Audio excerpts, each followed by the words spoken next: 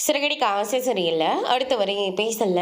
நம்ம முத்து இருந்துட்டு சவாரிக்காக போயிட்டு வரும்போது வழியில 2 பேர் தான் பார்க்குறாங்க.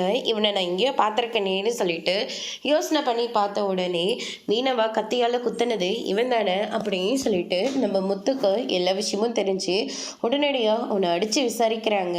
விசாரிச்சதுல சிந்தாமணி தான் இப்படியெல்லாம் பண்ண சொன்னாங்க அப்படின்ற மாதிரி நடந்த எல்லா விஷயத்தையும் சொல்லிடுறாரு. அதுக்கு அடுத்ததான் மீனவன் நேராக சிந்தாமணியோட வீட்டுக்கு வர சொல்கிறாங்க. என்னாச்சுங்க, இங்கே எதுக்காக என்னை கூட்டிகிட்டு வந்திருக்கீங்க அப்படின்னு சொல்லிட்டு கேட்கவும், சிந்தாமணி தான் உன்னை கத்தியால் குத்துறாங்கன்னு சொல்லிட்டு ஆதாரத்தோட நான் நிரூபிச்சிட்டேன் அப்படின்ற மாதிரி சொல்லிக்கிட்டு இருக்காங்க. அதுக்கடுத்து தான் நேராக சிந்தாமணியை போயிட்டு பார்க்குறாங்க.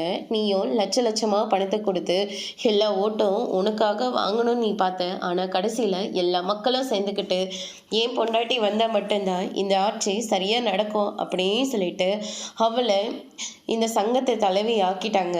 ஆனால் நீ என்னடனா பயந்து போயிட்டு எல்லாருக்கும் பணத்தையும் கொடுத்தது மட்டும் இல்லாமல் என் பொண்டாட்டியை கத்தியால் குத்த வச்சிருக்க. அதுவும் எனக்கு ஒன்றுனா மீனாவால் பார்த்துட்டு சும்மா இருக்க முடியாதுன்னு சொல்லிட்டு மீனாவை பயமுறுத்துறதுக்காக இந்த மாதிரி கேவலமான வேலையை நீ பார்த்து வச்சிருக்க. ஆனால் உனக்கு எதிராகவே நீ அனுப்பின ஆள் சாட்சி சொல்ல போகிறான். இன்னும் கொஞ்ச நேரத்தில் உன்னை போலீஸ் கூட்டிகிட்டு போயிடுவாங்க, தயாராக இருந்துக்கோ அப்படின்ற மாதிரி சொல்லிக்கிட்டு இருக்காங்க. இதை கேட்டோன்னு சிந்தாமணி பயங்கர அதிர்ச்சி ஆகுறாங்க. அதோட இன்னைக்கான பிரம முடிச்சிருக்காங்க. இனி சிறகடிக்க ஆசை சரியில்லை. அடுத்தடுத்து என்னெல்லாம் நடக்க போகுதுன்றதை வெயிட் பண்ணி பார்க்கலாம். தேங்க்யூ.